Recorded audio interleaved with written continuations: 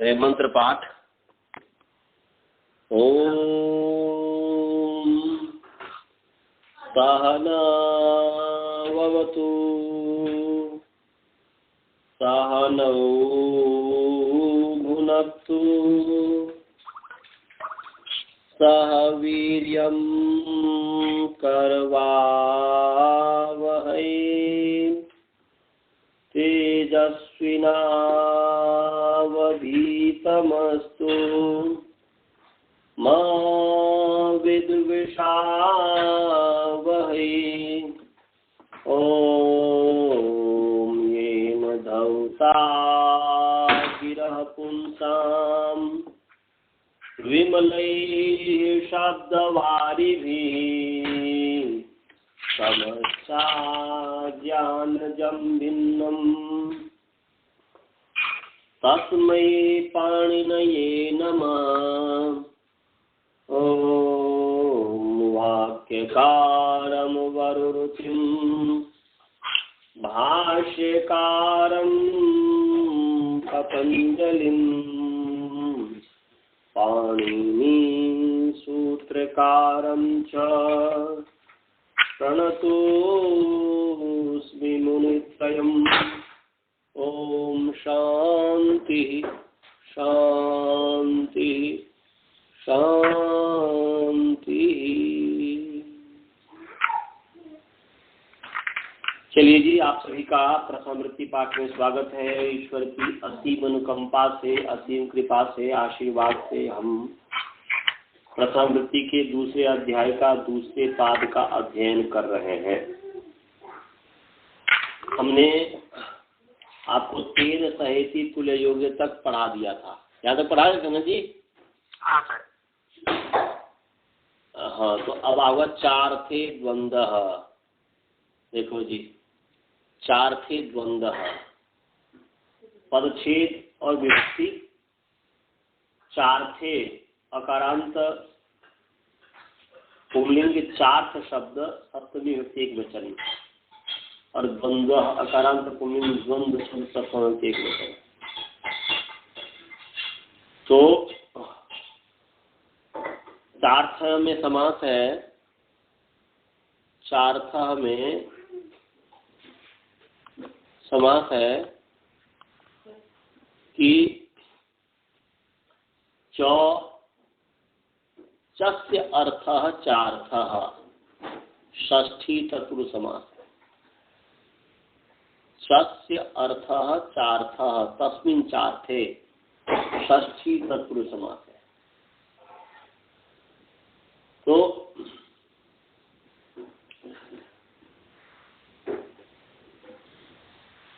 च के अर्थ में द्वंद्व होता है। ऊपर से अनुवृत्ति आ रही है विभाषा की। विभाषा जो महाविभाषा है, उससे विभाषा की अनुवृत्ति आ रही है।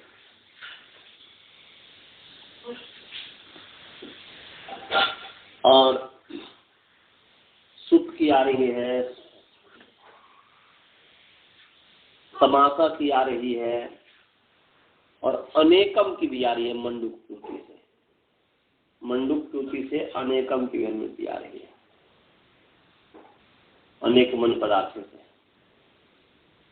तो अब हो गए 4 थे वर्तमानम अनेकम सुबंतम परस्परम समस्यते द्वंद्व समासो भवति। च के अर्थ में वर्तमान जो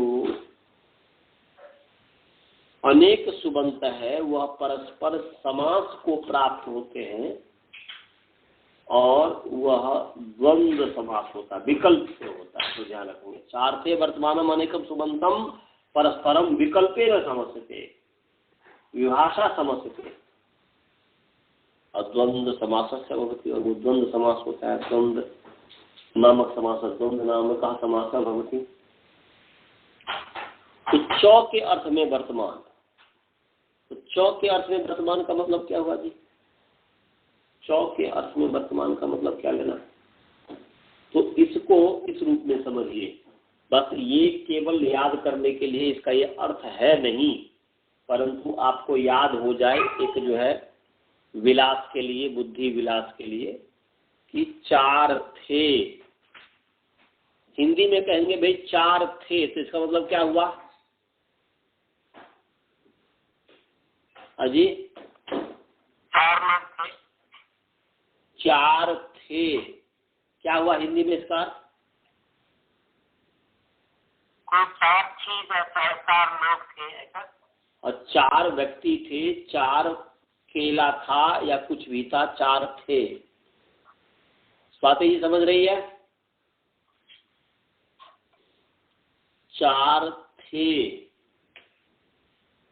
ये इसका शब्दार्थ नहीं, इसको ध्यान रखिएगा, केवल बस एक संगति लगा करके आपको याद कराने के लिए कर रहा हूं कि इससे कभी नहीं भूलेंगे। चार थे और द्वंद्व और दो रह गए, बस इतना समझो। चार थे और दो रह गए। तो द्वंद्व द्वेच द्वेच इति द्वंद्व, दो दो, तो दो रह गए, दो रह गए, दो बार कर दिया, दो रह गए, दो रह गए, दो रह गए। चार थे और दो रह गए, माने इसका मतलब हुआ कि द्वंद्व मतलब चौ के चार अर्थ हैं, ये समझ लो। और उस चार को चार अर्थ तो थे परंतु दो ही रह गए, माने चौ के माने जो द्वंद्व जो समास होगा उस द्वंद्व समास दो अर्थ जो होगा उसमें ही होगा, इसलिए द्वंद्वे द्वंद्व। ये अपना एक बस समझाने के लिए होगा कि चार थे द्वंद्व, द्वेच द्वेच द्वंद्व दो। तो चौ माने चौ के चार अर्थ थे या चार अर्थ हैं, ये समझ लो। उसमें से चार जो थे अर्थ, उसमें से दो रह गए केवल द्वंद्व समास करने के लिए। तो चार वो कौन थे जी? चार चौ के जो चार अर्थ हैं वो कौन से हैं? चौ के चार अर्थ, चौ के चार अर्थ जो है वो है, एक तो है समुच्चय, चौ के एक अर्थ है समुच्चय, दूसरा अर्थ है चौ के दूसरा अर्थ है अनुवाचय, और तीसरा अर्थ है इतरेतर योग, और चौथा अर्थ है समाहार। तो ये चौ के चार अर्थ हैं, समुच्चय, अनुवाचय,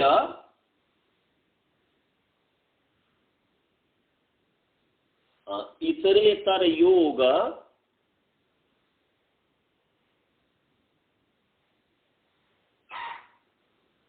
और चौथा है समाहार।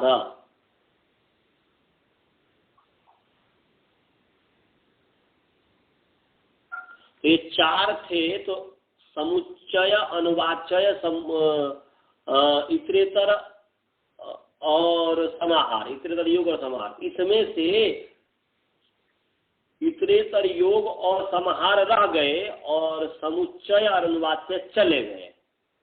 माने कहने का अभिप्राय यह हुआ कि समुच्चय और अनुवाचय अर्थ में द्वंद्व समास नहीं होता है, इतरेतर योग और समाहार में द्वंद्व समास होता है। इसलिए कहते हैं इतरेतर योग द्वंद्व समास, समाहार द्वंद्व समास।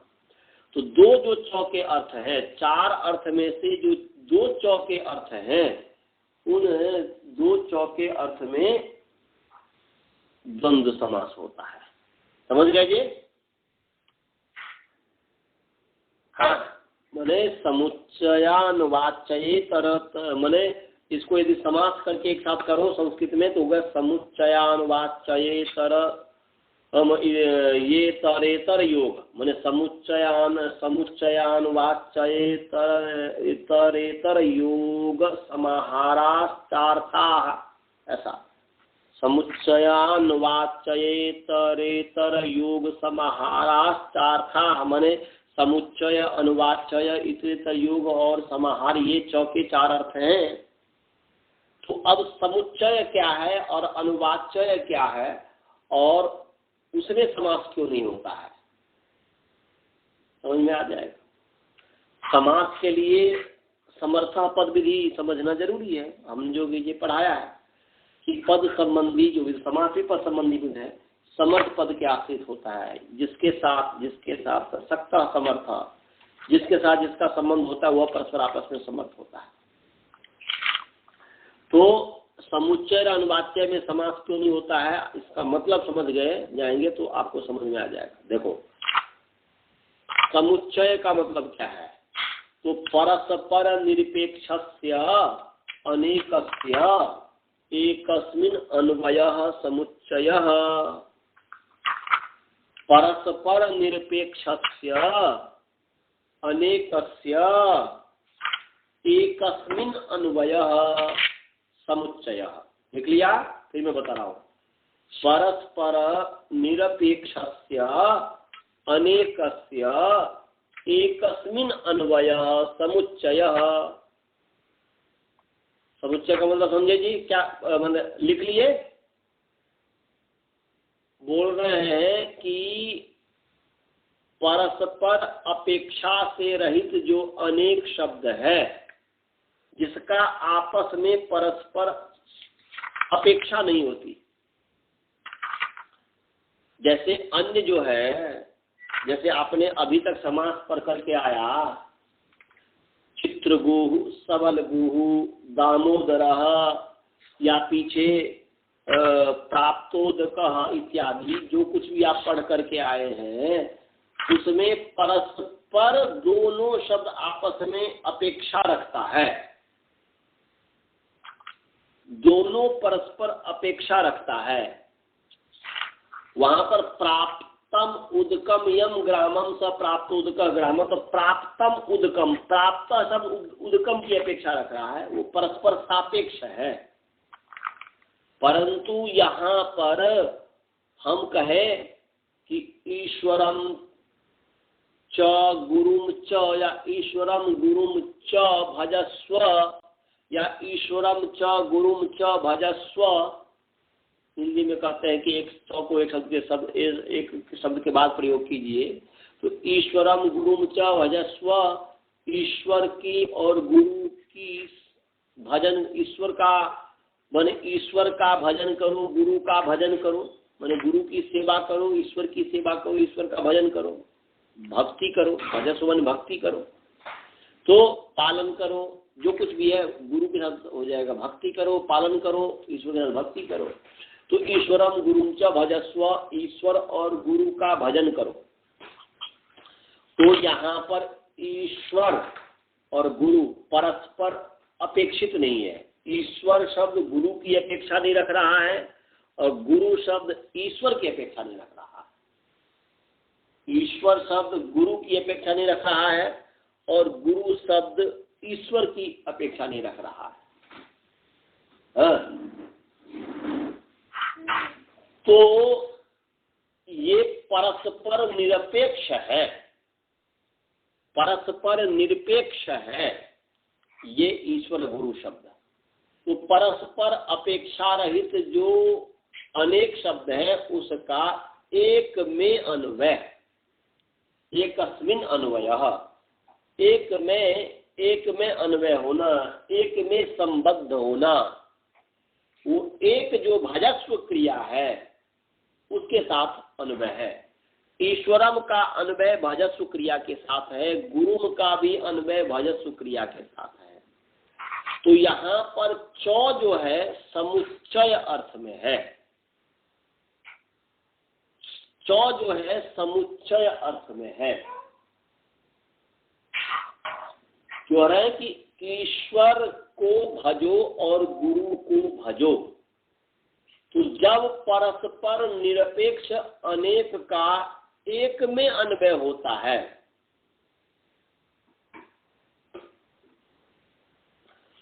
उसको कहते हैं समुच्चय। समझ में आया जी? हाँ।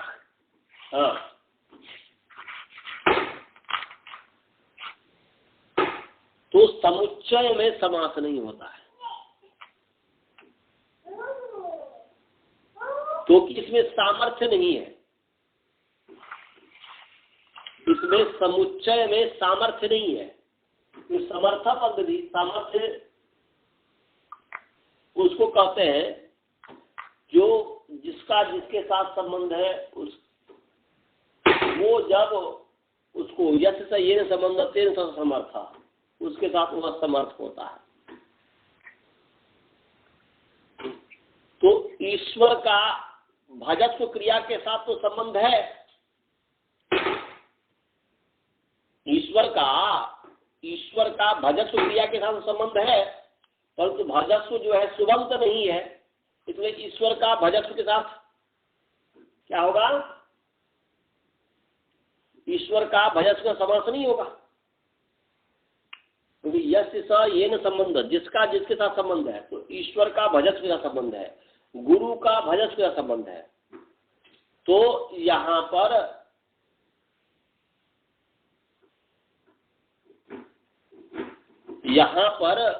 परस्पर निरपेक्ष का एक में अन्वय है, एक में संबंध है, आपस में संबंध नहीं है, इसीलिए समुच्चय से यहाँ पर समर्थ नहीं है ये आपस में दोनों, इसीलिए समास नहीं हुआ। समझ गए जी? हाँ सर। दूसरा अनुवाच्य। अनुवाच्य किसको कहते हैं जी? बोलते अन्य तरस्य आनुषंगिकत्वेन अन्वय अनुवाच्य। अन्य तरस्य आनुषंगिकत्वेन अन्वय, अन्य तरस्य आनुषंगिकत्वेन अन्वय अनुवाच्य। दो में से जो एक है उसका आनुषंगिक रूप से प्रसंग के कारण, वो जो प्रसंगानुसार है, आनुषंगिक है, उसके साथ है, इसलिए उससे आनुषंगिक रूप से जब अन्वय होता है, माने आनुषंगिक कहते हैं, संग माने मिला हुआ होता है ना जी। हाँ। आनुषंगिक माने उसके साथ वो मिला हुआ है, उसका संबंध है, तो आनुषंगिक रूप से वो अन्वय जब होता है आपस में, तो वो अनुवाच्य होता है। जैसे उदाहरण के लिए दिया है, भिक्षाम अट गाम च आनय, भिक्षाम अट गाम च आनय। भिक्षा के लिए अट माने जाओ, लूट लकार है, अट, भिक्षाम अट न अटति अटता अटंती, तो अट जो है अटतु अटताम अटंतु, अट अटतम अटता अटानी अटाव अटामत, अट अट गतौ, गति अट में अट धातु, जैसे गच्छति, गच्छ को अट है, तो भिक्षा अट लुट लकार मध्य में, भिक्षा के लिए जाओ, और गाम च आने, और गांव को, गाय को ले आओ। यहाँ पर मुख्य है भिक्षा लाना, गाय को लाना मुख्य नहीं है। वो जहाँ जा रहा है वो आनुषंगिक है कि रास्ते में जब भिक्षा के लिए जा रहे हो और आते समय गौ साथ में यदि चढ़ रहा हो, जिस रास्ते से तुम आ रहे हो, तो गौ भी ले आना। तो आनुषंगिकत्वेन जो है गाय का अन्वय है आनयन क्रिया के साथ। समझे जी? हाँ सर। तो यहाँ पर भिक्षाम अट गाम च आनय, तो भिक्षा का संबंध है अट के साथ, गौ का संबंध है आनयन क्रिया के साथ। तो यहाँ पर मुख्य तो उद्देश्य है भिक्षा को लाना, गाय को लाना उद्देश्य नहीं है। तो इनमें से एक का आनुषांगिकत्वेन क्रिया के साथ अन्वय है, आनयन क्रिया के साथ, मुख्य रूप से अन्वय नहीं है। तो इसीलिए ये भिक्षाम का संबंध अट के साथ, गाम का संबंध आनयन के साथ आनुषंगिकत्वेन, इसलिए यहाँ पर समर्थ नहीं है ये भिक्षा का गौ का, इसीलिए संबंध नहीं है, इसलिए इसमें भी समास नहीं हुआ। तो अनुवाच्य में भी समास नहीं होता है। हाँ। बोल रहे ऐसे ही जो है धवम च खजरम च छिंदी, बोल रहे धव और खदिर, जिसको खैर कहते हैं, उसको काटो। धव भी कोई पेड़ है, तो धवम च खजरम च, तो यहाँ पर धव की है काटने का साथ साथ जो आनुषंगिक ने खदीर को भी काटने की बात कह रहा है। तो ये हो गया अन्यतर का आनुषांगिकत्वेन अन्वय, अन्यतर का आनुषांगिकत्वेन अन्वय, तो इसमें समास नहीं होगा।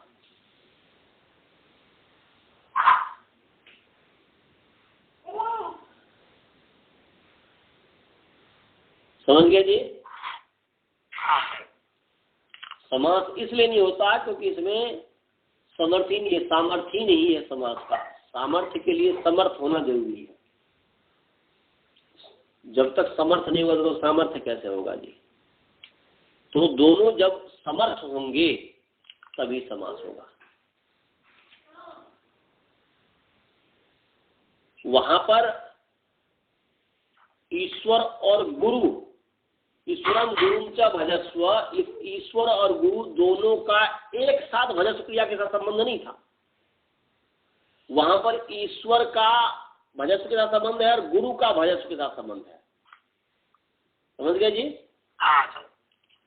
परंतु वही यदि दोनों को एक साथ यदि भजस्व के साथ संबंध करेंगे समूह के रूप में, तो फिर जो है समास हो जाएगा। तब हो जाएगा ईश्वर गुरु भजस्व, तब वो समुच्चय नहीं रहा, तब वो समुच्चय नहीं रहा।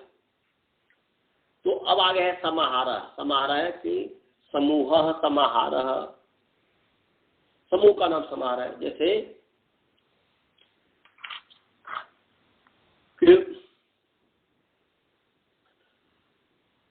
संज्ञा और परिभाषा का समाहार, संज्ञा परिभाषम, ऐसा हो जाएगा का समूह।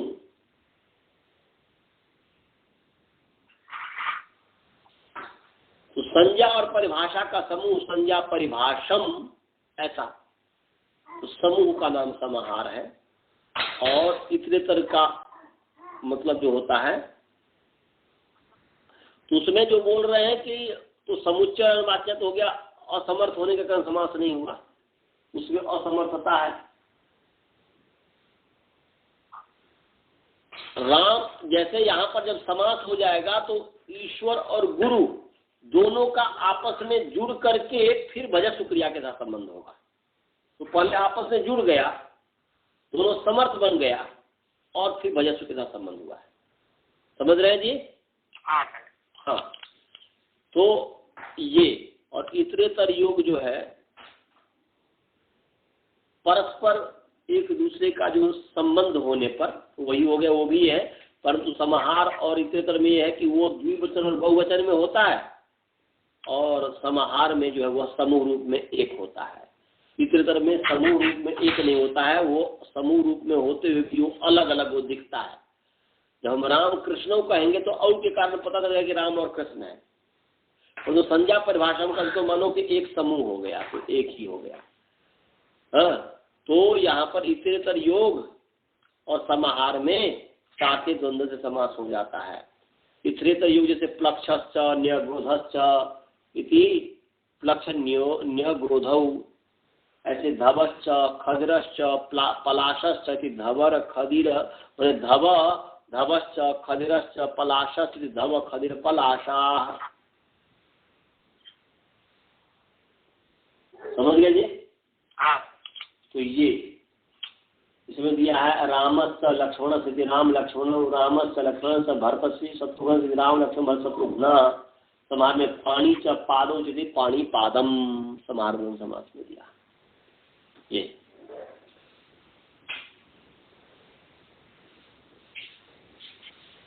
तो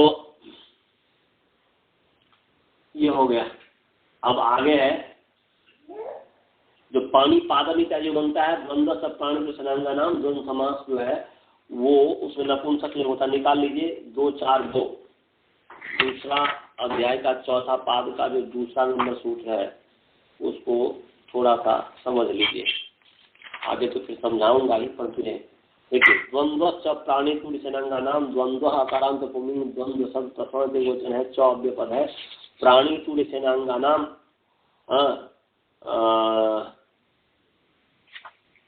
क्या है कि अकारांत नपुंसक लिंग प्राणी तो सेनांग शब्द षष्ठी विभक्ति बहुवचन है। समास है प्राणी च तूर्यश्च सेना च इति प्राणी तूर्य सेना तासाम अंगानी इति प्राणी तूर्य सेनांगानी तेषाम प्राणी तूर्य सेनांगानाम द्वंद्व गर्भ षष्ठी तत्पुरुष समास हो गया। ऊपर से द्विगुण एक वचन से एक वचन की अनुमति आ रही है तो हो गया प्राण्याङ्गानाम, प्राणी के अंग, प्राणी के अंग, तूर्य के अंग और सेना के अंग। तूर्य माने वाद्य यंत्र होता है, वाद्य जैसे पिपही इत्यादि हमारे भाषा में पिपही कहते हैं। पिपही हो गया, हारमोनियम हो गया, ये जो अपना जितने भी बजाने वाले यंत्र है ना जी, वीणा हो गया, ये सब हो गया तूर्य। तो प्राणी के अंग, तूर्य के अंग और सेना के अंग का जो द्वंद्व समास है उसका एक बद्ध भाव होता है, एक वचन होता है, एक वचनम भवति। एक अर्थ को कहने वाला हो तो एक बद्ध भाव होता है उसका। तो प्राण्यांगानाम तूर्यांगानाम सेनांगानाम च द्वंद्व एक बद्ध भवति। जैसे पानी च पादम, तो प्राणी का अंग है हाथ पैर, इसलिए पानी पादम। शिरश्च ग्रीवा, जैसे शिरोग्रीवम तूर्य का। जैसे मार्दंगिकश्च पाणविकश्च, मार्दंगिक पाणविकम, ऐसा हो जाएगा। सेनांग में से रथिकाश्च अश्वारोहाश्च, रथिकाश्वारोहम, रथ पर सवार और अश्व पर सवार। तो ये तो एक बदभाव, तो यहाँ पर जो है एक बदभाव हो गया है पाणी पादम में। आगे है उपसर्जनम पूर्वम। उपसर्जनम अकारांत नपुंसकलिंग, उपसर्जन शब्द प्रथम के एक वचन, पूर्वम अकारांत नपुंसकलिंग पूर्व शब्द प्रथम के एक वचन है। तो सर्वनाम है पूर्व शब्द, समासक की अनुमति आ रही है तो हो गया। अर्थ क्या बन गया जी? अर्थ बन गया कि इस ऊपर से अनुवृत्ति समासक क्या रही है, और उसको समासक प्रथमा जो है उसको सप्तमी में बदल दीजिए और कर दीजिए समासे पूर्वम उपसर्जनम पूर्वम प्रयोक्तव्यम। समास में उपसर्जन का प्रयोग पूर्व में करना चाहिए। समास में उपसर्जन, उपसर्जन का मतलब प्रथमा निर्दिष्ट समास उपसर्जनम। समास विधायक सूत्र में जो प्रथमा निर्दिष्ट पद है उससे जिसको निर्देश किया जाता है शब्द को, वो उपसर्जन है और उपसर्जन का पूर्व में प्रयोग होता है। तो समास से उपसर्जनम पूर्वम प्रयोक्तव्यम, समास में उपसर्जन का पूर्व में प्रयोग करना चाहिए। बस प्रथमा को सप्तमी में बदल दीजिएगा अर्थ के कारण, अर्थवशात। समझ गया अर्थ जी? हाँ। तो उदाहरण पहले ही है, जैसे कष्टम श्रितः, कष्ट श्रितः, तो कष्टम द्वितीया श्रित आदि पदगता से जो है समास है, द्वितीया प्रथम व्यक्ति है तो द्वितीया समास है, उपसर्जन है, और उपसर्जन से यहाँ पर कष्टम को द्वितीया व्यक्ति कष्ट है इसलिए उसका पहले प्रयोग होगा। कष्टम श्रितः, कष्ट श्रितः, श्रित पहले नहीं होगा। शंकुलया खंड, शंकुलाखंड इत्यादि। आगे है राजदंतादिषु परम, राजदंतादिषु इकारांत पुल्लिंग राजदंतादि शब्द सप्तमी व्यक्ति बहुवचन है। परम अकारांत पुल्लिंग या अकारांत नपुंसकलिंग या सर्वनाम नपुंसकलिंग पर शब्द प्रथम एक वचन है। समास है राजदंतादिषु में, समास है वह है राजदंतः आदि येषाम, राजदंतः आदि येषाम ते राजदंतादयः तेषु राजदंतादिषु बहुव्रीहि समास हो गया। बोलते राजदंत आदि अवयव है जिनका, जिनका आदि अवयव राजदंत है वे राजदंतादि हो गए। तो ऊपर से समासा और उपसर्जन की वृत्ति आ रही है, ऊपर से समासा की वृत्ति आ रही है और उपसर्जन की वृत्ति आ रही है, दोनों की वृत्ति आ रही है। तो क्या हो जाएगा? राजदंतादिषु गणेशु, यहाँ पर राजदंतादिषु शब्देषु समासे राजदंतादिषु शब्देषु उपसर्जनम परम प्रयोक्तव्यम। उपसर्जन को राजदंतादि गण में जो पठित शब्द है राजदंतादि शब्देषु यत उपसर्जन उपसर्जनम उपसर्जन संज्ञकम पदम, माने राजदंतादि गणों में शब्दों में गणों में जो पठित उपसर्जन संज्ञक पद है उसका पर में प्रयोग होगा। पूर्व जो सूत्र है उपसर्जन पूर्वम उसका अपवाद है। राजदंतादिगण क्या है वो मैं पढ़ देता हूँ, उसके बाद उसे करेंगे। राजदंतः अग्रे वणम लिप्त वाचितम नग्न मूषितम सिक्त सम्मृष्टम मृष्ट लुंचितम अवक्लीन्न पक्वम अर्पितोक्तम उक्त गाढ़म उलूख मूसलम तंडुल किण्वम दृशदुपलम आरग वायन बंधकी चित्ररथ बाह्लीकम आवंत्यश्मकम शूद्रार्यम स्नातक राजानौ विश्वक्सेनार्जुनौ अक्षिभ्रुवम दारगवम धर्मार्थौ अर्थधर्मौ कामार्थौ अर्थकामौ शब्दार्थौ अर्थशब्दौ वैकारिकतम गजवाजम गोपालधानी पूलासम पूलासक करंडम स्थूलपूलासम उशीर बीजम सिंजार्थम चित्रास्वाति भार्यापति जायापति जमपति दंपति पुत्रपति पुत्रपशु केश श्मश्रु केशौ शिरो बीजम सपिर मधुनी मधु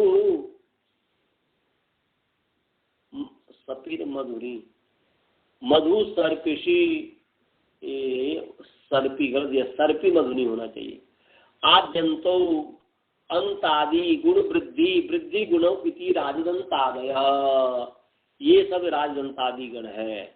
तो राजदंतादि गण में जो शब्द हैं उनमें जो उपसर्जन संज्ञक पद है उसका बाद में प्रयोग होता है, बाद में प्रयोग होता है। इस चीज को समझना है। जैसे राजदंतः ये शब्द है, राजदंतः, तो दंता नाम राजा इति राजदंतः, दांतों का जो राजा है उसको राजदंत कहेंगे। दांतों का जो राजा है, दंता नाम राजा इति राजदंतः। ऐसे है वनस्य अग्रे अग्रे वनम, वन के आगे, तो दांतों का राजा, तो यहाँ पर षष्ठी से समास हुआ है। यहाँ पर षष्ठंतम सुबंतम समर्थेन सुबंतेन समस्यते, तो दंत आम राजन सु, तो षष्ठी से समास हुआ, तो यहाँ पर दंत और सोप लोप इत्यादि करके दंत राजन है। तो यहाँ पर षष्ठी तो प्रथमांत है, प्रथमान निर्देशम समास सर्जनम, समास विधायक शब्द में, समास विधायक सूत्र में जो प्रथमान निर्दिष्ट शब्द हो, तो यहाँ पर षष्ठी जो सूत्र है समास विधायक, उसमें प्रथमा विभक्ति षष्ठी है, उससे निर्दिष्ट है दांत दंता नाम, तो सर्जनम पूर्वम से उसका पूर्व प्रयोग होना चाहिए था, दंत राज ऐसा इत्यादि बनना चाहिए था। तो कह रहे हैं कि नहीं, ये राजदंतादिगण में पढ़ा हुआ है, इसलिए जो उपसर्जन है, तो यहाँ पर दंत जो है उपसर्जन है, उसका पर में प्रयोग होगा, इससे राज दंत न का न लोग प्रातिपदिक से समाप्त हो जाएगा, तो राजदंत, राजदंत सु आकर के राजदंत बन गया। समझ में आया जी? ऐसे वन से अग्रे अग्रे वनम, वो यहाँ पर वैसे ही है कि वन वन नस अग्र अग्र नी अग्र नी, ये हुआ वनस्य अग्रे देखिए अग्रे वनम, तो यहाँ पर वन गस अग्रेग्नि, और यहाँ पशुपदापति के उससे जो नस का लोप हो गया, और वो उस अग्नि अग्रेगी, अग्रे अग्रे ही शब्द है, अग्रे है अग्रे अग्रेग्नि, और उसका नी का लोप हो गया सबका, तो वन। अब यहाँ पर षष्ठी से समास जो हुआ, तो वन का पहले प्रयोग होना चाहिए था, परंतु ये राजदंतादिगण में पढ़ा है, इसलिए वन का पर में प्रयोग, इसलिए अग्रे वन सु आकर के अतो मिट करके अग्रे अमित पिट अग्रे वनम बन जाएगा। समझ गया सभी जी? अब आगे है द्वंद्वे घी। घी हमारे व्याकरण में भी घी परोसा जाता है, परंतु इस तरीके का घी है। देखो द्वंद्वे घी, द्वंद्वे अकारांत पुंलिंग द्वंद्व शब्द सप्तमी, द्वंद्वम या अकारांत नपुंसकलिंग द्वंद्व शब्द सप्तमी के वचन है घी, इकारांत नपुंसकलिंग घी शब्द प्रथमांत के वचन है। हाँ, तो यहाँ पर पूर्वम और समासा दोनों के में तैयारी, जैसे वहां पर भी समासे जोड़ दीजिएगा कि समासे राजवंतादिषु शब्देषु उपसर्जनम परम प्रयोक्तव्यम। यहाँ पर द्वंद्वे घी, द्वंद्वे घी, तो यहाँ पर पूर्वम की अनुवृत्ति आ रही है। यहाँ पर पूर्वम की अनुवृत्ति आ रही है, तो अथवा की द्वंद्वे समासे घी पूर्वम प्रयोक्तव्यम। द्वंद्वे समासे घी मैंने घी संज्ञकम पूर्वम प्रयोक्तव्यम। तो द्वंद्व समास में जो घी संज्ञक है, घी जिसका नाम है, तो घी किसका नाम है? शेषो घ्यसकी, पीछे पढ़ के आए हैं। आकटरा लेकर संज्ञा परम कार्यम, जो है ना क्या है शे, वो जो है ना क्या है वो शेषो घ्यसकी, शेष की घी संज्ञा है। मैंने ह्रस्व इकारांत और ह्रस्व उकारांत जो है वर्ण जो है उसकी घी संज्ञा है, और जो स्त्रीलिंग को नहीं कहता है, इस चीज को क्या है पीछे हमने आपको पढ़ाया हुआ है कि ह्रस्व इकारांत और ह्रस्व उकारांत जो पुंलिंग है उसकी तो घी संज्ञा है, और ह्रस्व इकारांत और ह्रस्व उकारांत जो स्त्रीलिंग है उसकी भी घी संज्ञा होगी यदि उसकी पक्ष में नदी संज्ञा नहीं हुई हो तो। शेषो घ सखी बने, सखी को केवल सखी भी ह्रस्व इकारांत है। तो ह्रस्व वर्ण और ह्रस्व वर्णांत और ह्रस्व वर्णांत जो शब्द है जो स्त्री को कहने वाला नहीं है, और जो स्त्री को कहने वाला है तो नदी संज्ञक नहीं है, उसकी घी संज्ञा होती है। हाँ, उसकी घी संज्ञा होती है। ऐसे पति समासेवा, पति समासेवा समास में जो है पति शब्द की जो है घी संज्ञा होती है, अन्यत्र नहीं, समास में ही होती है। ऐसे षष्ठी के ह्रस्वीकारांत की बात है। बस ये समझना है जी कि ह्रस्वीकारांत और ह्रस्व उकारांत जो स्त्री की आख्या वाले नहीं हो, और स्त्री की आख्या वाले हो भी, स्त्रीलिंग को कहने वाला भी हो, स्त्रीलिंग शब्द भी हो, परंतु जिस पक्ष में नदी नहीं है, नदी संज्ञक नहीं है, उस पक्ष में उसकी घी संज्ञा हो जाएगी। और घी संज्ञा समासे घी संज्ञकम पूर्वम प्रयोग करते हैं, समास में घी संज्ञा का पूर्व प्रयोग करना चाहिए।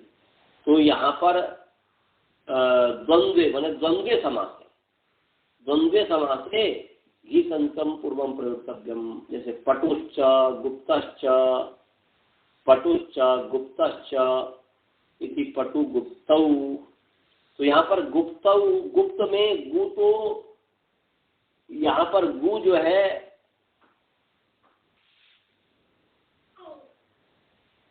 गु जो है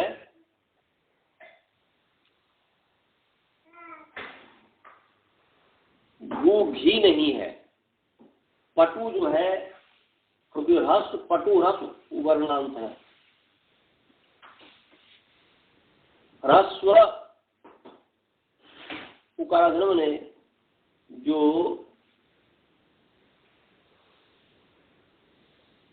तो यहाँ पर यह है कि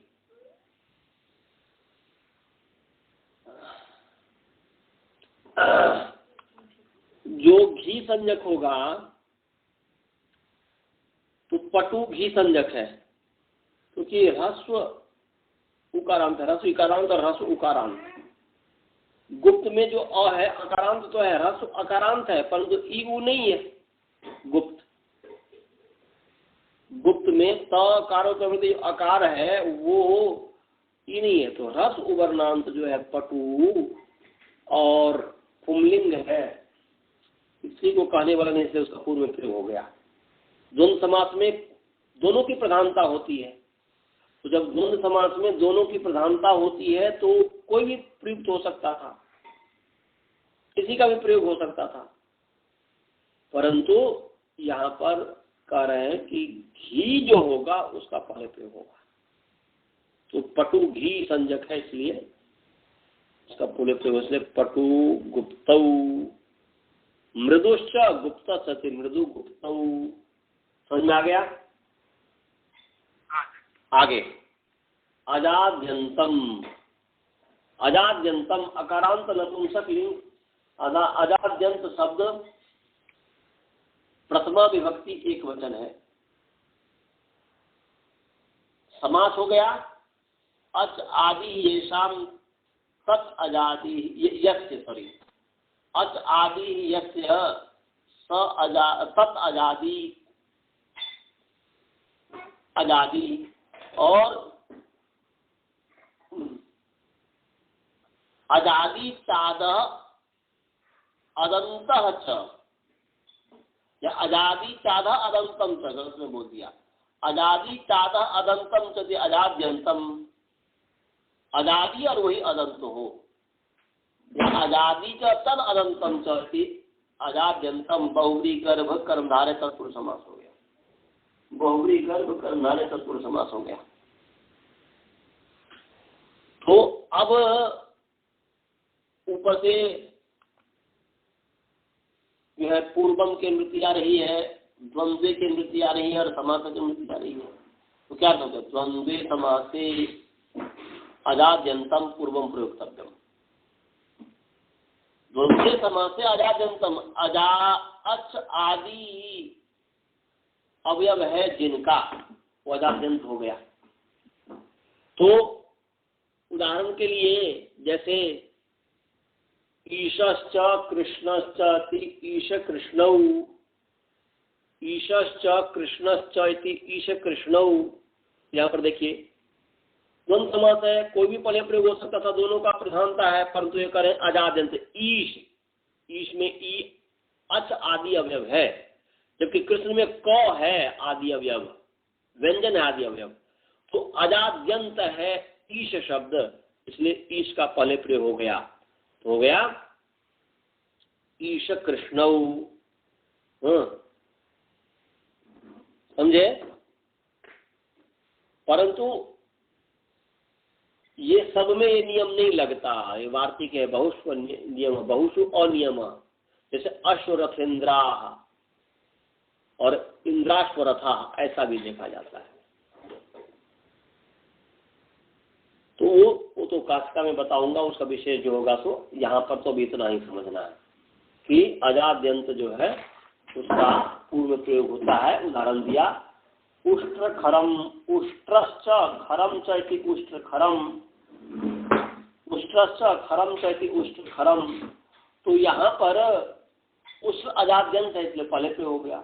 उष्ट्रश्च शशकम चैति उष्ट्र शशकम, ऐसा हो गया। हालांकि यहाँ पर कह भी दिया है कि द्वंद्व समास में कई अजाद्यंत शब्द होंगे, वहां कि जहां द्वंद्व समास में बहुषु अनियम, ये वार्तिक है, इस वार्तिक को समझ लीजिए। बहुषु अनियम बोल रहे हैं कि अब जो है भाई जहां पर अजाद्यंत अनेक होंगे तो वहां पर नियम नहीं है, फिर तब नहीं नियम है कि किसका प्रयोग करें। इसलिए वार्तिक बन गया बहुषु अनियम। तो जैसे उदाहरण के लिए उष्ट्र रथेन्द्रा, उष्ट्रश्च रथश्च इंद्रश्च, तो यहाँ पर उष्ट्र भी क्या बोलते हैं अजाद्यंत है, और इंद्र भी अजाद्यंत है, इसलिए उष्ट्र रथेन्द्रा भी बन गया और इंद्र रथोष्ट्रा भी बन गया। समझ गया जी? बहुषु अनियम, समझ में आया? बहुतों में ये नियम नहीं होगा। अश्वरथेंद्रा इंद्राश्वरथा कुछ भी हो जाएगा।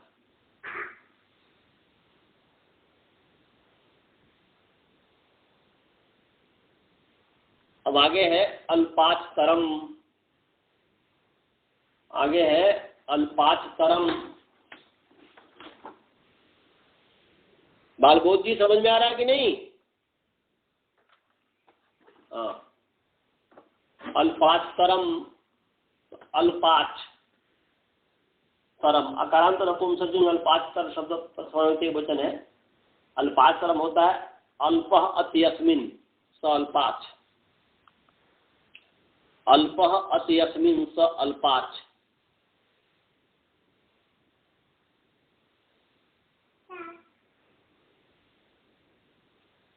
तो अल्पः अत्यस्मिन् स अल्पाच बहुव्रीहि समास, और फिर इसका विग्रह कैसे करेंगे, कैसे अल्पाचतरम बनेगा, इसको ऐसा करना है। अयम अल्पाच, अयम अल्पाच, अयम अयम अनयोः द्वयोः अल्पाच इति अल्पाचतरम। अयम अनयोः अतिशयेन अल्पाच, माने अयम अल्पाच अयम अल्पाच दोनों को कर दीजिए। ये भी अल्पच वाला है, ये भी अल्पच वाला है, दोनों अल्पच वाला है, कम स्वर वाला है, अचमन स्वर। ये भी अल्पच वाला है, ये भी अल्पच वाला है। तो अयम अल्पाच अयम अल्पाच, परंतु अयम दोनों में तुलना कर रहे हैं, परंतु अयम अल्पाच अनयोः अतिशयेन अल्पाच, परंतु ये अल्पच जो है दोनों में से अधिक अल्पच है, इसलिए वो अल्पाचतरम हो गया। समझ में आया जी? इसी बात को यहाँ पर करें, द्वे इमे अल्पाची, ये दोनों अल्पच वाले हैं। इदम अनयो, ये नपुंसकलिंग में कर रहे हैं। इदम अनयो अतिशयन अल्पाच तदल्पाचतरम। तो अल्पाच नपुंसकलिंग करके ऐसा कर दिया कि अल्पः अत्यस्मिन् तत् अल्पाच, तो इसलिए अयम न करके इदम कर दीजिए। फिर इदम अल्पाच इदम अल्पाच ऐसा कीजिए। इदम अल्पाच इदम अल्पाच, परंतु इदम अनयोः अतिशयेन अल्पाच तत् अल्पाचतरम, ऐसा। तो द्विवचन विभज्योपतद्देशनों से जो तरफ प्रत्यय हो गया है और अल्पाचतरम बन गया है। ऊपर से अनुवृत्ति आ रही है पूर्वम की, द्वंद्वे की, समासे की। तो क्या हो गया जी? द्वंद्वे समासे अल्पाचतरम पूर्वम प्रयुक्तव्यम। द्वंद्वे समासे अल्पाचतरम पूर्वम प्रयुक्तव्यम। अल्प अच वाले को पूर्व में प्रयोग करना चाहिए। जैसे प्लक्षश्च न्यग्रोधश्च इति प्लक्ष न्यग्रोधौ। अब प्लक्ष है, प्लक्ष में दो अच है और न्यग्रोध में तीन अच है। न्य में य में अ है, ग्रोध में ग्र में ओ है और ध में अ है। तो प्लक्षश्च न्यग्रोधश्च, प्लक्ष कहते हैं एक वृक्ष है, पीलखन का है, इसमें लिखा हुआ है। और न्यग्रोध जो है बड़ का पेड़ है, बट वृक्ष है। तो प्लक्ष और न्यग्रोध, प्लक्ष दो अच वाला है, न्यग्रोध तीन अच वाला। तो तीन अच वाला भी कम ही है, तो अन्य की अपेक्षा तो कम ही हो गया। और प्लक्ष भी दो अच है। तो इनमें से जो दोनों अल्पच वाला है, परंतु इनमें से जो और अधिक अल्पाच वाला है तो वह प्लक्ष है, इसलिए प्लक्ष का पहले प्रयोग। इसलिए प्लक्ष न्यग्रोधौ। ऐसे धवश्च खदिरश्च पलाशश्च, धव में दो अच है, खदिर में एक दो तीन अच है, पलाश में भी तीन अच है। तो धवश्च खदिरश्च पलाशश्च, तो इसमें अल्प अच वाला जो है अर्थात धव जो है सबसे कम अच वाला है। अब अल्प वाला तो खदिर भी है, अल्प वाला तो पलाश भी है, परंतु धव उससे कम अच वाला है, इसलिए अल्पाचतर है, इसलिए उसका पूर्व प्रयोग से धव खदिर पलाशा। समझ में आया जी? हाँ। और इसमें भी वही बात है, बहुस्वर नियम, बहुतों में अनियम हो जाता है। जब बहुत अल्पाचतर हो तो उसमें अनियम होगा, उसमें तो फिर जो है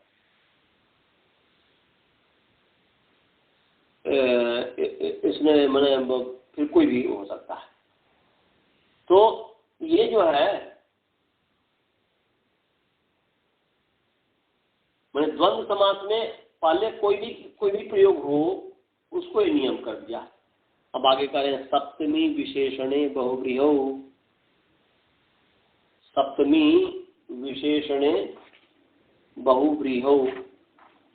तो सप्तमी विशेषणे अकारांत नपुंसक लिंग सप्तमी विशेषण सब सप्तमी एक वचन है, और बहुव्रीहौ इकारांत पुंलिंग बहुव्रीहि शब्द सप्तमी एक वचन है। ओ सॉरी, सप्तमी विशेषणे सप्तमी विशेषण नहीं है, सप्तमी विशेषण प्रथमा व्यक्ति द्विवचन है, गलत मैं बोल दिया प्रमाद के कारण। सप्तमी विशेषणे प्रथमा विभक्ति द्विवचन है। तो सप्तमी विशेषणे अकारांत नपुंसक लिंग सप्तमी विशेषण शब्द प्रथमा के द्विवचन है, और बहुव्रीहौ तो इकारांत पुंलिंग बहुव्रीहि है, सप्तमी एक वचन है। समास है सप्तमी च विशेषणम च इति सप्तमी विशेषण या ते सप्तमी विशेषण प्रयोग समास हो गया। और इसमें अनुवृत्ति पूर्वम और समास की आ रही है, तो क्या हो गया जी? हो गया बहुव्रीहौ समासे सप्तमी विशेषणे पूर्वम प्रयुक्तव्ये। बहुव्रीहि समास में सप्तमी और विशेषण का पूर्व में प्रयोग करना चाहिए। या सप्तमी माने सप्तम्यंत जो शब्द है, सप्तमी माने सप्तम्यंत, बहुव्रीहि समासे सप्तमी विशेषणे पूर्वम प्रयोक्तव्य था, सप्तम्यंतम विशेषणम च पूर्वम प्रयोक्तव्यम, ये अर्थ हुआ। बहुव्रीहि समास में सप्तम्यंत और विशेषण का पूर्व प्रयोग करना चाहिए। जैसे कंठे स्थित कालो यशस कंठे कालः, कंठ में स्थित काल है जिसके, कंठ में स्थित काल माने काला पदार्थ है जिसके, उसको कंठे काला कहेंगे। तो यहाँ पर सप्तम्यंत कंठे है, इसलिए उसको कंठे पहले पे हो गया। माने बहुव्रीहि समास में सभी पद जो उपसर्जन होता है, तो उपसर्जन पूर्वम से कोई भी पहले प्रयोग हो सकता है, कोई भी शब्द पहले आ सकता था। कंठे क्योंकि बहुव्रीहि समास में उपसर्जन है और उपसर्जन का पूर्व प्रयोग होता है।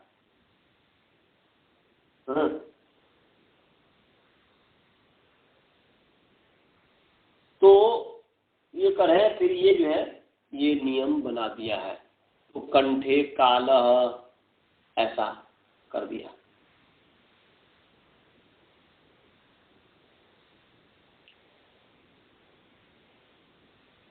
तो ऐसे ही उदाहरण है कि उरसी स्थितानि लोमानि, ऐसे उरसी लोमा तो सप्तम्यंत विशेषण है। जिसके छाती में बाल है,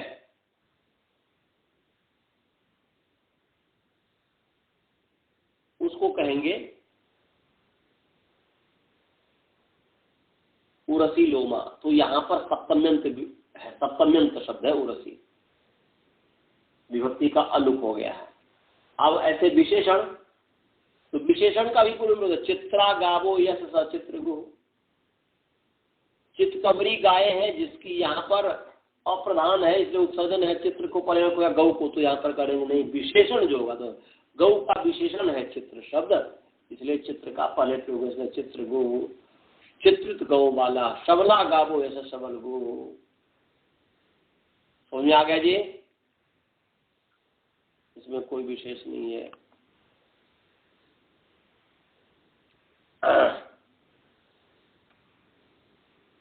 अब आगे है निष्ठा। निष्ठा आकारांत स्त्रीलिंग, निष्ठा शब्द प्रथमांतिक वचन है। बहुव्रीहि के मृत्यु आ रही है, पूर्वम के मृत्यु आ रही है, समासा के मृत्यु, बहुव्रीहि समासे निष्ठांता शब्द रूपम पूर्वम प्रयोक्तव्य में निष्ठा पूर्वम प्रयोक्तव्या, बहुव्रीहि समासे निष्ठा पूर्वम प्रयोक्तव्या। बहुव्रीहि समास निष्ठा बने निष्ठांत शब्द का पूर्व में प्रयोग करना चाहिए। निष्ठा को निष्ठा कहते हैं, इसलिए कटः कृतो अनेनैति कृत कटः, जिसके द्वारा चटाई बनाया गया, अर्थात जिसने चटाई को बना लिया उसको कृत कटा कहेंगे। तो कृदंत हो गया कृत शब्द, क्योंकि कृदांतकता प्रत्यय है इसलिए कृदंत का पहले प्रयोग कृत कटा हुआ, कटक कृता नहीं हुआ। ऐसे भिक्षित भिक्षः, भिक्षित भिक्षः, तो भिक्षिता भिक्षा ये न, जिसके द्वारा भिक्षा भिक्षित किया गया, मांगा गया, उसको कहेंगे भिक्षित भिक्षा। तो यहाँ पर भिक्षिता कृदंत है, इसका पूर्व प्रयोग हो गया। ऐसे अवमुक्ता उपानत ये न, अवमुक्तो अवमुक्तोपानतः, अवमुक्तोपानतः, तो अवमुक्त है उपानत जिसके, जिसके द्वारा, उपानत माने जूता, जिसके द्वारा जूता उतार दिया गया है, उसको कहेंगे अवमुक्तोपानत कह। ऐसे आहूत सुब्रह्मण्यम, आहूतम सुब्रह्मण्यम ये न, सब आहूत सुब्रह्मण्य, जिसने सुब्रह्मण्य,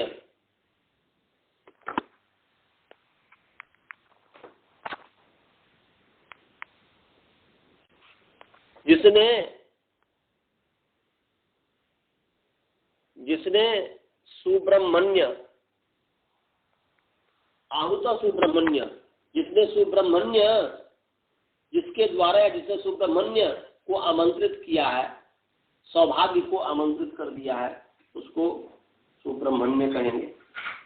तो ये सब, तो इसमें कृदंत जो है अवमुक्त इत्यादि इसका पूर्व में प्रयुक्त हो गया, आहूत कृदंत का पूर्व में प्रयुक्त हो गया। आगे है वाहिताग्न्यादिषु, वाहिताग्नि वह आव्य पद है, अहिताग्नि, अहिताग्न्यादिषु इकारांत पुण्य, अहिताग्नि दिश, अहिताग्नादि शब्द सप्तमी बहुवचन है, समास हो गया। आहित आहित आहिताग्नि आदि येषाम, आहिताग्नि आदि येषाम, आहिताग्नि आदि अगर है जिनके, वो आहिताग्नि आदि हो गए, तेसु आहिताग्न्यादिषु बहुव्रीहि समास हो गया। इसमें पूर्वम और निष्ठा इसकी अनुवृत्ति आ रही है, समास की आ रही है, तो बहुव्रीहि समास मैंने बहुव्रीहि का प्रकरण चल रहा है ना, बहुव्रीहि समास में, बहुव्रीहि की इसमें भी अनुवृत्ति आ रही है। तो बहुव्रीहि समासे, बहुव्रीहि समासे आहित्याग्निदिषु शब्देषु निष्ठा पूर्वम वा प्रयुक्तव्य, आहित्याग्नियादियों में जो प्रत्यांत होगा, माने आहित्याग्निषु गणेशु निष्ठान्तम शब्द रूपम बहुव्रीहि समासे विकल्पेन पूर्वम प्रयुक्तव्यम, विकल्प से पूर्व प्रयोग होना चाहिए। मैंने एक बार दोनों हो जाएगा। आहिताग्नि क्या है जी, वह आहिताग्नि ही जात पुत्र, जात दंत, जात श्मश्रु, तैल पीत, घृत पीत, ऊढ़वार्य गतार्थ त्याग्नादय, ये आकृति गण है, इसमें और भी बहुत सारे हो जाएंगे, अनंत शब्द हो जाएंगे। तो यहाँ पर आहित अग्नि ऐसा आहिताग्नि ऐसा भी हो सकता है, अग्नियाहितो भी हो सकता है, जाता पुत्र ऐसा जात पुत्र भी हो सकता है, पुत्र जाता भी हो सकता है, कृदंत का पहले प्रयोग हो सकता है, बाद में प्रयोग हो सकता है, ये कह दिया, इसमें और कोई विशेष नहीं आ रहा। अंतिम जो सूत्र है वह कडारा कर्म धारये, कडारा कर्म बोलते, कडारा अकारांत पुण्यम, कडार सब प्रथम बहुवचन है, कर्म धारे अकारांत पुण्यम, कर्म धारे सब सप्तमी बहुवचन है। पूर्वम की अनुवृत्ति आ रही है और वाक्य की अनुवृत्ति आ रही है और समास की अनुवृत्ति आ रही है।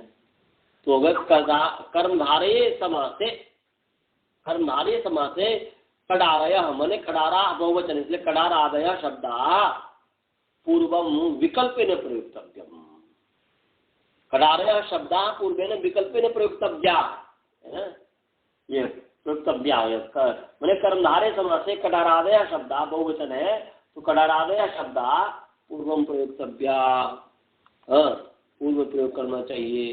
तो कडारादय शब्द क्या है, कडारादि है गण, कडारादय में गुण गण है, तो कडार, गडुल, काण, खंज, कुंठ, खंजर, खलति, गौर, वृद्ध, भिक्षुक, पिंगल, तनु, वटर इति कडारादय, ये जो कडारादि है। तो इसका बोलने कर्मधारय समास में कडारादि, कडारादय शब्द विकल्प न प्रयोग, इसलिए कडार चासो जैमिनिश्च, कडार जैमिनी और जैमिनी कडार, ये दोनों का प्रयोग हो जाएगा। समझ गए जी?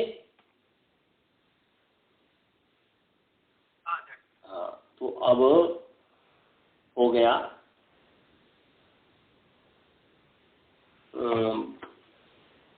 इसमें कोई शंका तो नहीं है किसी को? अच्छा जी, खाली एक उसमें थोड़ा सा शंका है। अब बोलिए। ये जो प्रथमा में पृष्ठम समास और उपसर्जन सूत्र से बाकी में उपसर्जन होता है जी, लेकिन बहुब्रीहि में जो उपसर्जन होता है वो उपसर्जन का अर्थ लेकर करना है क्या? उपसर्जन की वो उपसर्जनम का मतलब वो है कि उपसर्जन माने होता है कि जो है प्रथमा निर्दिष्टम समास उपसर्जनम, समास विधायक सूत्र में जो प्रथमा निर्दिष्ट पद है उसकी उपसर्जन संज्ञा होती है। अच्छा जी, आप समझ गए आपका प्रश्न। मतलब आपका प्रश्न ये है कि प्रथमा निर्दिष्टम समास उपसर्जनम जो है तो वहां पर जो है वो तो अर्थ न लेकर के जो परिभाषा दिया उसके आधार पर है। आप यही कहना चाह रहे हैं ना? और यहाँ पर जो है कि ये तो गौण है, गौण रूप में है ना जी, गौण रूप में है। तो गौण रूप में तो इसका कैसे माने ये उपशब्द है तो ये भी अर्थ रूप में भी तो लिया जा सकता है ना, तभी तो होगा ना जी। तभी होगा क्योंकि समास विधायक सूत्र में तो समास विधायक सूत्र जो है शेषु बहुब्री अनेक मन पद। अच्छा ठीक है, इधर देखिए जी, ये वो गौण रूप में वाला नहीं, यही वाला लिया जाएगा, यही वाला अर्थ वाला ही लिया जाएगा। बोले तो कैसे लिया जाएगा? तो अनेकम मन पदार्थ में अनेकम प्रथमा व्यक्ति है ना जी, तो अनेकम जो प्रथमा विभक्ति है तो अनेकम प्रथमा व्यक्ति होने के कारण तो कोई भी प्रयोग हो सकता है ना। पहले उपसर्जन तो दोनों हो गया ना, वो गौण वाला नहीं है, यही वाला। और कोई शंका? चलिए जी, मंत्र पाठ करें। ओम पूर्णमदः पूर्णमिदं पूर्णात् पूर्णमुदच्यते पूर्णस्य पूर्णमादाय पूर्णमेवावशिष्यते। ओम शांति शांति शांति। चलिए जी, सभी को सादर नमस्ते।